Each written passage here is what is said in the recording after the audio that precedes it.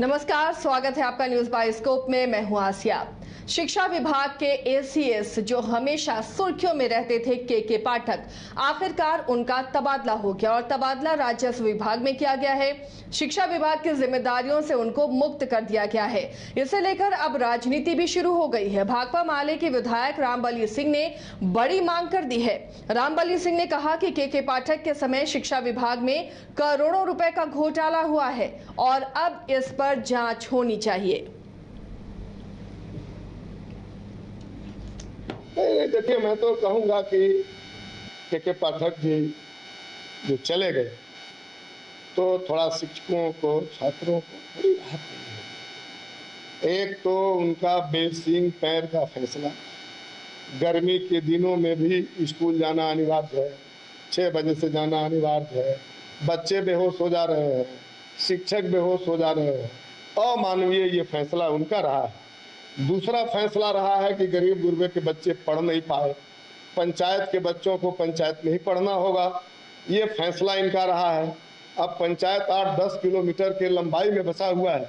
एक किनारे पर विद्यालय है, दूसरे किनारे से बच्चों को वहाँ पहुँचना है 8 किलोमीटर, जबकि बगल में पड़ोस के पंचायत का विद्यालय है, लेकिन नहीं पढ़ना है। ये इनकी फरमान रही।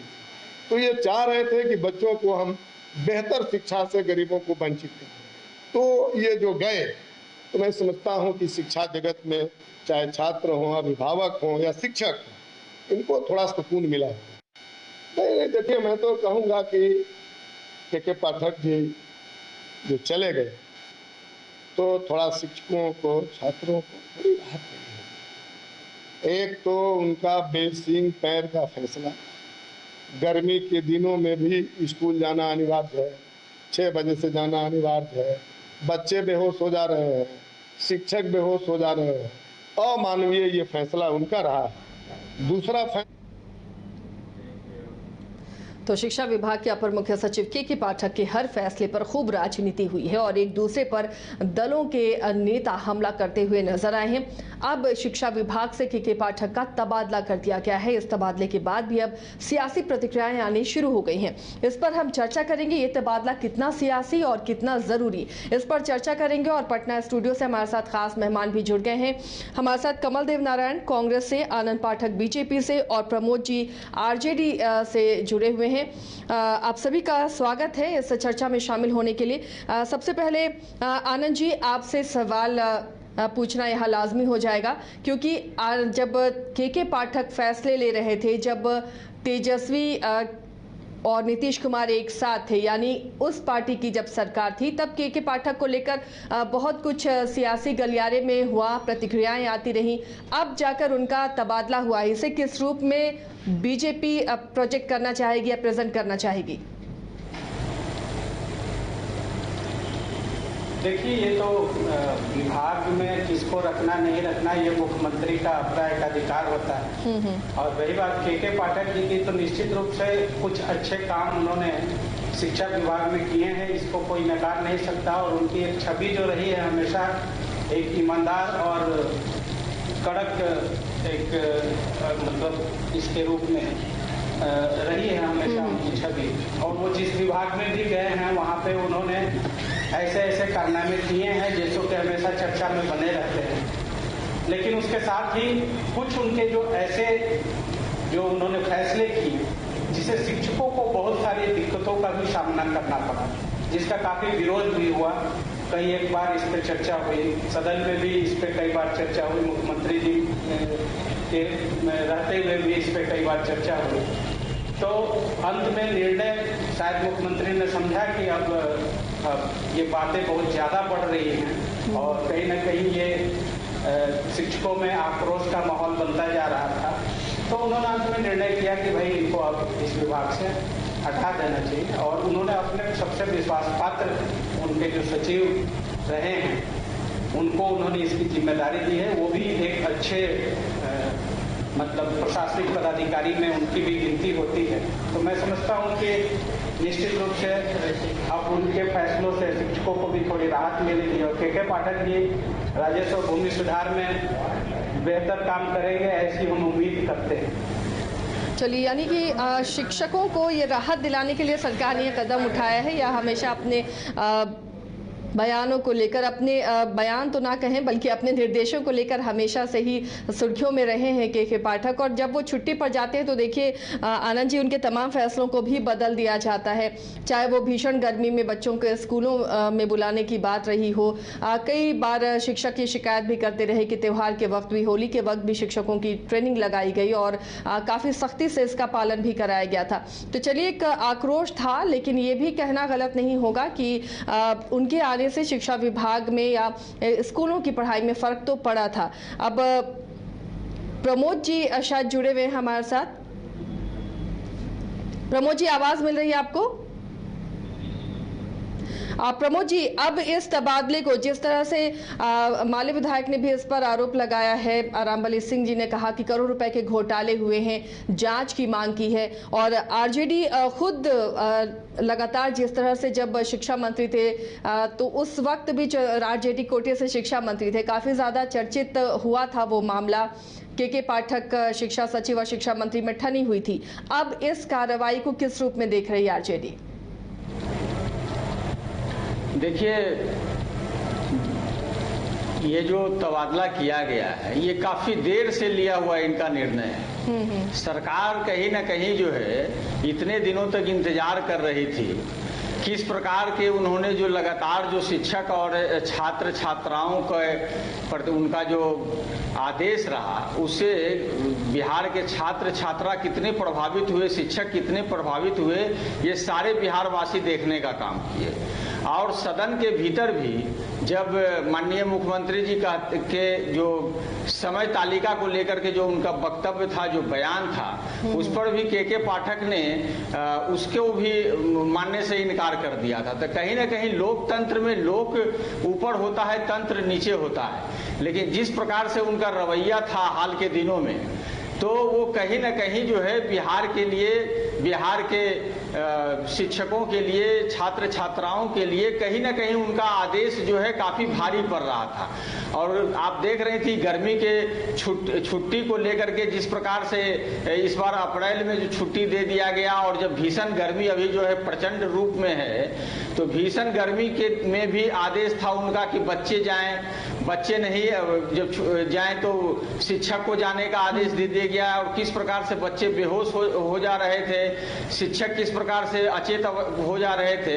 तो ये सब काफी देर से जो है ये सरकार का निर्णय है। अब देखिए, सरकार ने निर्णय लिया है, उनको दूसरे विभाग में दिया गया है, तो दूसरे विभाग में किस प्रकार का उनका क्रियाकलाप होता है वो देखने की बात है। यानी चलिए, उनके क्रियाकलाप पर ही सवाल उठ रहे हैं, लेकिन अब जानेंगे, हम चर्चा को आगे बढ़ाएंगे और हमारे साथ कांग्रेस के प्रवक्ता भी जुड़ेंगे। एक छोटे से ब्रेक के लिए यहाँ पर रुकते हैं, ब्रेक के बाद भी ये चर्चा जारी रहेगी।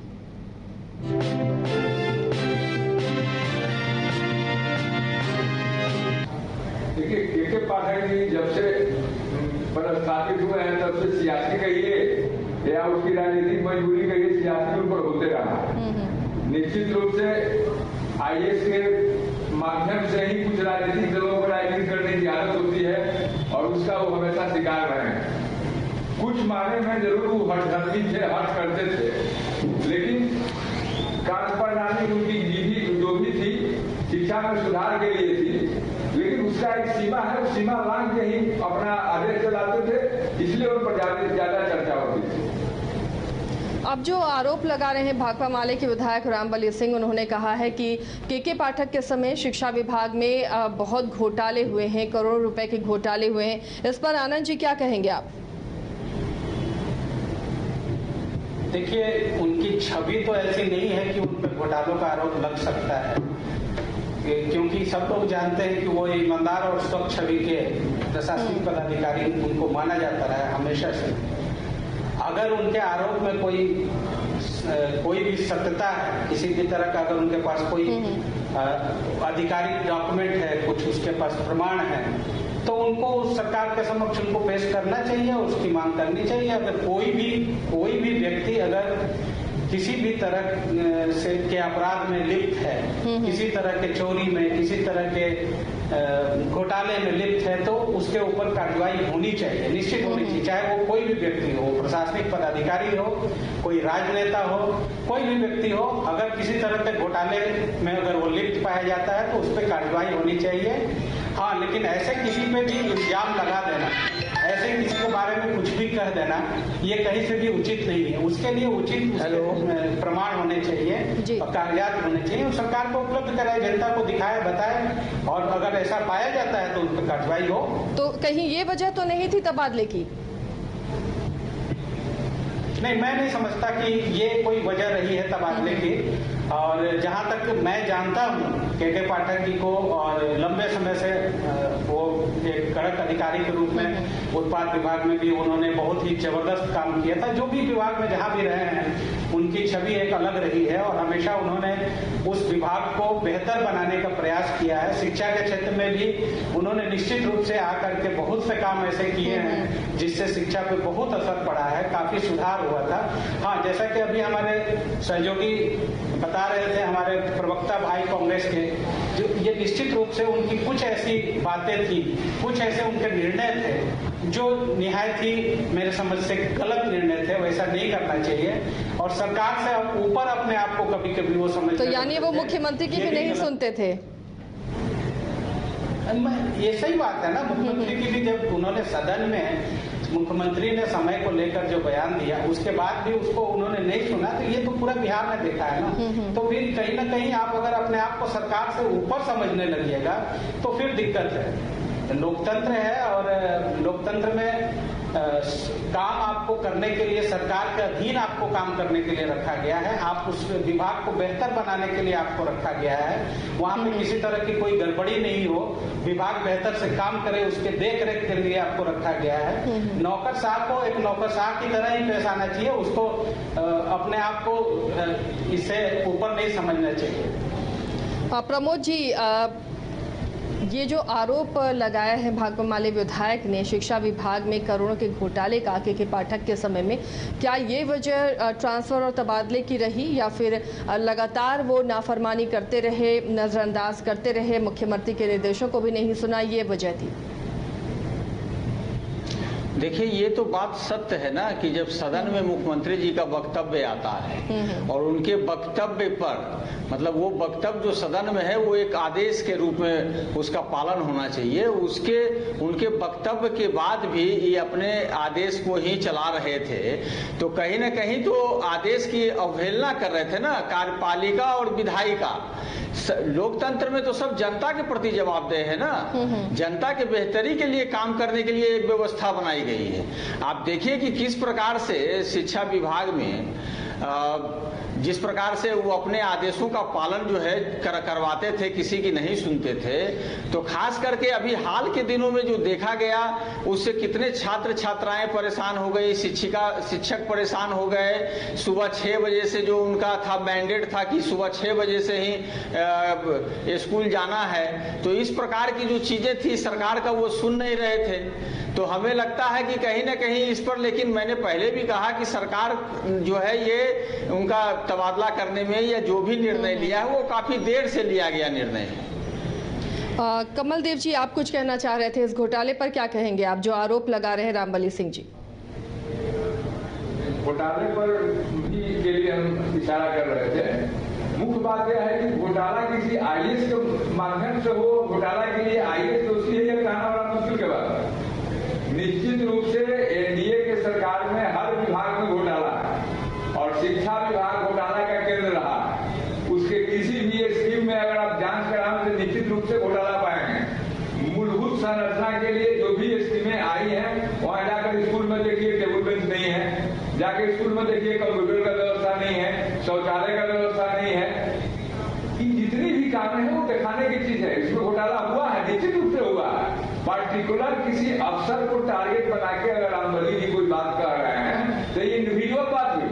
जनरल लेवल पर शिक्षा विभाग में घोटाला है और इस घोटाला का जांच होना चाहिए। क्या कहेंगे आप इस पर आनंद पाठक जी? देखिए, एनडीए की सरकार पर आरोप है कि हर विभाग में घोटाले और शिक्षा विभाग में भी घोटाले हुए हैं। अब देखिए हमारे मित्र जो हैं वो उस दल से आते हैं जो दल घोटालों का मतलब सरताज रहा है पूरे देश में, और जिस दल के साथ उनकी गठबंधन है वो भी उसमें मतलब महारत हासिल है उन लोगों को। अब वो कह रहे हैं एनडीए के बारे में, तो एनडीए में अभी केंद्र की जो सरकार है उसमें आज तक पाठक जी हमें महारत हासिल है, आपको महारत हासिल नहीं। और बिहार में एनडीए की सरकार, एनडीए जांच कराने में आप क्यों नहीं देखते हैं? हमने कहा जब भी किसी विभाग में घोटाला की बात होती है, आपका सरकार चाहे केंद्र में हो चाहे आपने सुना नहीं, जांच कराने से आपने सुना नहीं। अगर आप ईमानदार हैं तो जांच करा दीजिए। मैंने क्या कहा आपने सुना ही नहीं। आपके सामने मैंने, आसिया जी आपने ध्यान दिया होगा, मैंने क्या कहा जब घोटाले की बात आई तो मैंने कहा ना कि अगर इस तरह का कोई आरोप लग रहा है तो उसमें चाहे वो कोई नेता शामिल हो या फिर कोई प्रशासनिक पदाधिकारी शामिल हो, अगर ये आरोप में कहीं भी सत्यता है तो निश्चित रूप से इसकी जांच होनी चाहिए। मैंने तो इसके पहले ही आपको ये बात कही और मैंने कहा मैं सीधे साधे शब्दों में मैंने कहा कि अगर इसमें कोई सत्यता है तो इसकी जांच होनी चाहिए। रही बात एनडीए सरकार की, इन्होंने बात की, तो एनडीए सरकार अभी बिहार में कितने दिनों से है? इसके पहले किसकी सरकार थी? अरे 2005 से एनडीए की सरकार है। 2005 और एम्प्लॉय पीरियड के 2-3 साल छोड़ दीजिए। आप फिर बात को गलत जगह ले जा रहे हैं। घोटाले के आप हमें बताइए के पाठक क्या 2005 से शिक्षा विभाग के सचिव रहे हैं? मैं पहले ही कहा कि किसी इंडिविजुअल आईएएस पर बात नहीं उठाई। वहाँ बात आ रही है शिक्षा विभाग के सचिव के ऊपर आरोप लगाया। पर्टिकुलर किसी आईएएस को टारगेट बनाया, टारगेट हमने नहीं बनाया, किसी आईएएस को एनडीए ने टारगेट नहीं बनाया, आपके सहयोगी दल ने टारगेट बनाया है, आपके लोगों ने टारगेट बनाया है। हमने हमारे एनडीए की तरफ से कोई टारगेट नहीं बनाया है। बात को समझिए, बात को घुमाइए नहीं, बात को घुमाइए नहीं। आपके सहयोगी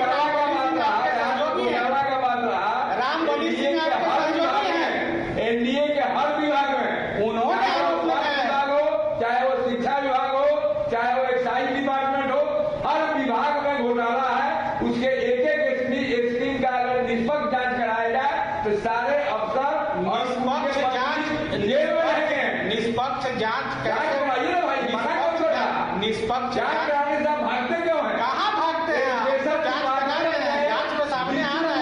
घोटाला है एजुकेशन डिपार्टमेंट, आप लोग घोटाला है घोटाला है। आप लोग के पास कोई तथ्य नहीं है, आप लोग सिर्फ झूठी और थोथली बातें करते हैं। अरे झूठ बोलने आपकी बातों में कोई सच्चाई नहीं है। झूठ बोलने की ट्रेनिंग का अभी कांग्रेस के लोग इसका नीचे से लेके शीर्ष तक झूठ बोलता है। अभी जा करके देखिए राहुल जी से मांग रहे हैं लोग। चलिए प्रमोद जी से रिएक्शन ले लेते हैं। प्रमोद जी, ये जो आरोप लगा रहे हैं रामबली सिंह की के पाठक के समय,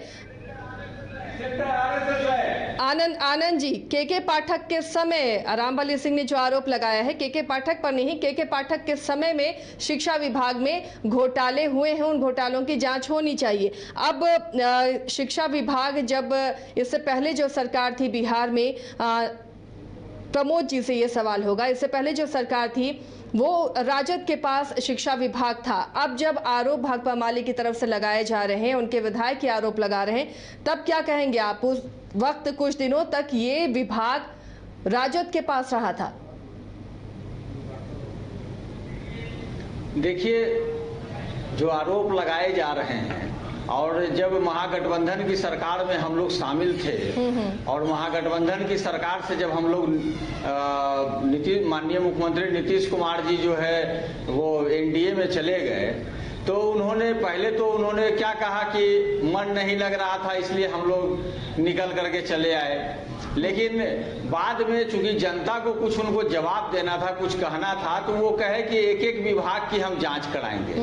तो 4-5 महीने तो बीत गए हैं, अभी तक क्या प्रतिफल निकला है ये भी बतलाने की जरूरत है। और अगर भाकपा माले के विधायक अगर बात बोल रहे हैं तो यहाँ पर जितने भी लोग हैं, अगर जांच कराना है तो जांच करा लीजिए, उसमें दिक्कत कहाँ है? कहीं कोई दिक्कत तो नहीं है।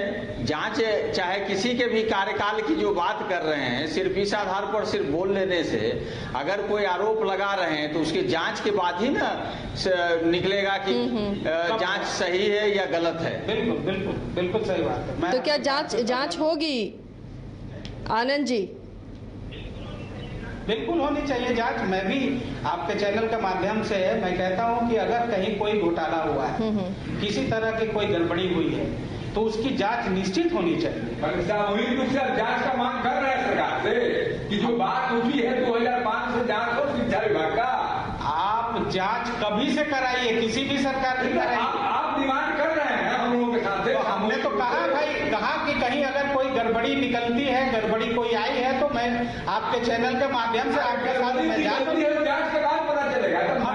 बिल्कुल जांच सिंपल कहा कि अगर आरोप लगा है तो मैं तो कह तो दिया भाई साहब जांच करवाइए। आप हम लोगों के सामने सरकार से जांच की मांग करते हैं। बिल्कुल जांच की मांग करते हैं। अगर आरोप लगा है तो जांच होना चाहिए। लेकिन देखिए, के पाठक के फैसलों पर बात करें तो इससे पहले जब महागठबंधन की सरकार थी, उस वक्त जदयू और आरजेडी कांग्रेस से मिलकर सरकार बनाई थी। उस वक्त भी के पाठक के आदेशों को लेकर और शिक्षा मंत्री के साथ जिस तरह तनातनी हुई थी, उस वक्त तो कार्रवाई नहीं हुई, लेकिन अब कार्रवाई हुई है जब एनडीए के साथ नीतीश कुमार अब एनडीए में है। तो क्या विधानसभा चुनाव अब होने जा रहे हैं, उसे कम वक्त बचे हैं, इसलिए एक बड़ा वर्ग है जो शिक्षक वर्ग, उसकी नाराजगी नहीं मोल लेना चाहती है एनडीए? आनंद जी, इस पर क्या कहेंगे? देखिए, शिक्षक परेशान हो रहे थे उनके फैसलों से, इसमें कहीं कोई शक तो है नहीं। और हम लोग जब यहाँ पे महागठबंधन की सरकार थी, उस समय हम लोगों ने शिक्षकों के लिए जो आंदोलन किया था, उसमें कितनी बड़ी क्या भूमिका रही और कितने हमारे कार्यकर्ता को चोट लगी। उस समय जो लाठीचार्ज हुआ, सारा शिक्षकों के साथ हम सदा से खड़े रहे। अब जब एनडीए गठबंधन की सरकार है तो हम लोग की मांग थी कि भाई इनके ऊपर निश्चित रूप से कार्रवाई होनी चाहिए। ये लगातार अपने बयानों से, अपने कार्यों से सबको परेशानी में डाल रहे हैं और विभाग ने उस पर विचार किया, मुख्यमंत्री जी ने उस पर विचार किया और उनका तबादला किया गया। चलिए, कमल देव जी से भी रिएक्शन लेते हैं, फिर प्रमोद जी रिएक्शन देंगे।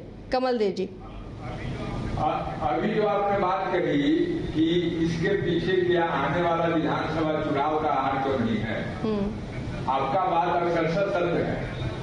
मैं जानना चाहता हूं कि जब नीतीश जी एनडीए में गए इस पारी में, तो उन्होंने आते आते कहा कि मैं सारे विभाग का जांच कराऊंगा, उसमें एक शिक्षा विभाग भी था। और के पाठक जी द्वारा उनके हाउस में दिए गए आदेश के अवहेलना से लेकर अन्य सारा आरोप भी था। लेकिन इतना दिन होने के बाद जांच नहीं हुआ, जबकि मुख्यमंत्री ने ओपनली कहा था कि 4 महीने के अंदर सारे विभाग में हुई गड़बड़ियों की जांच की जाए। आज लोकसभा चुनाव के बाद क्योंकि शिक्षक का एक समूह है और वह निश्चित रूप से चुनाव पर इफेक्ट डालता है, और हो सकता है कि लोकसभा चुनाव में उसके असर को इन लोगों ने देखा हो, तो निश्चित रूप से के पाठक जी का आज के परिप्रेक्ष्य पर हस्तांतरण राजनीति से प्रेरित है। इनको किसी घोटाला से, किसी गड़बड़ी से मतलब नहीं है। इनको राजनीति के आधार पर ही कोई निर्णय लेना है और निर्णय उन्होंने लिया है। अगर निश्चित रूप से जनहित में निर्णय लेना था और किसी के ऊपर लगे आरोप के संदर्भ में निर्णय लेना था, तो 4 महीना का समय किसी पार्टिकुलर विभाग के जांच करने के लिए सफिशिएंट होता है। लेकिन इस पर कोई स्टेप नहीं लिया गया। और रही शिक्षकों के प्रति भाजपा और एनडीए के बड़म की बात, तो निश्चित रूप से एनडीए जो है शिक्षक विरोधी रही है।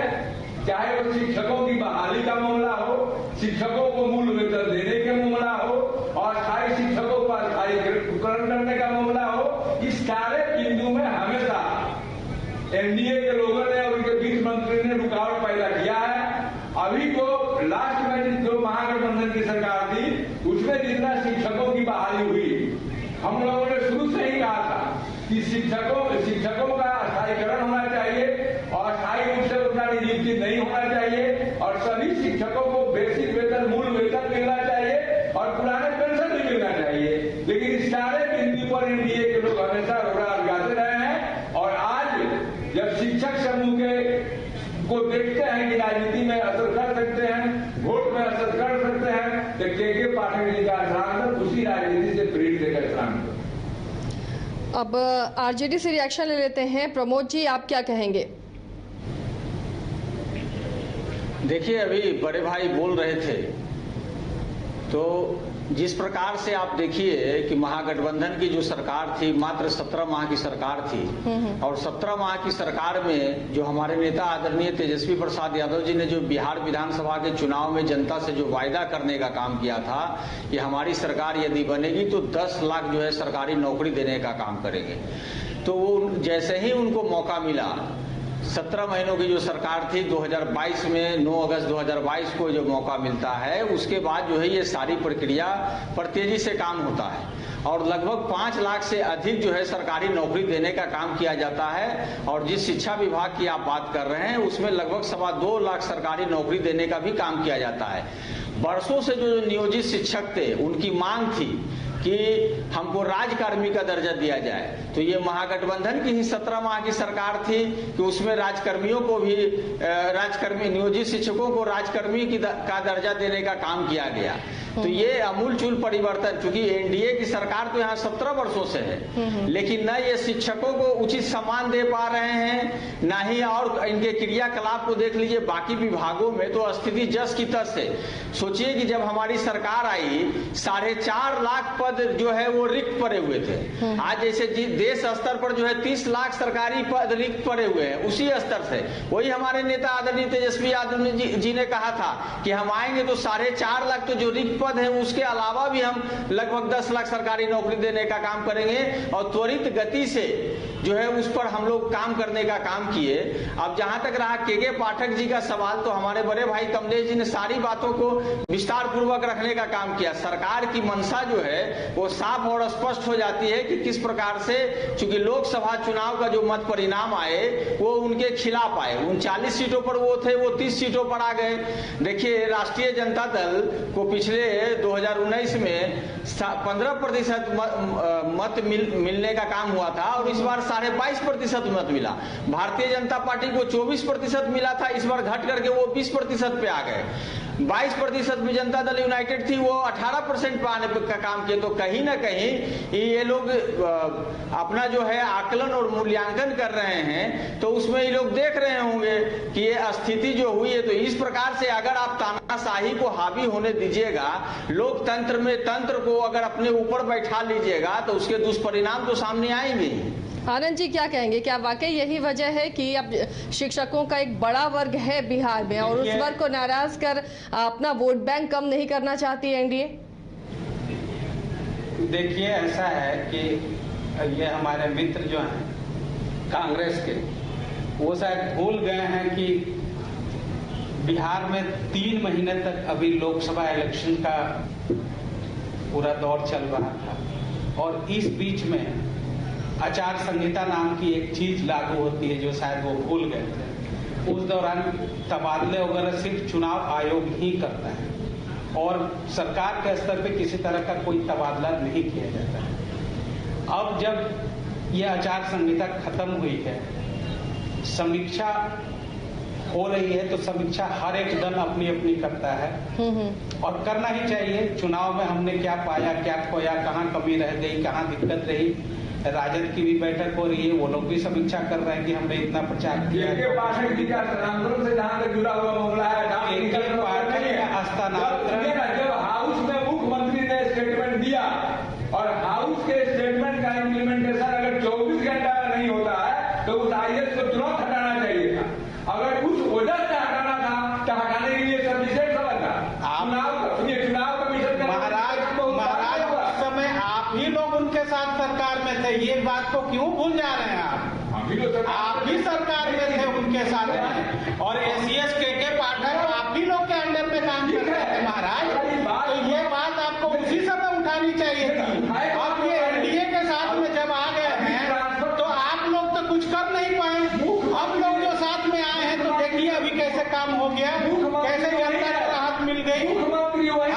आप 17 महीने में नौकरी दिए, घोटाला हुआ, उसी समय का घोटाला हुआ होगा ना, उसी का जांच करने की आप मांग कर रहे हैं।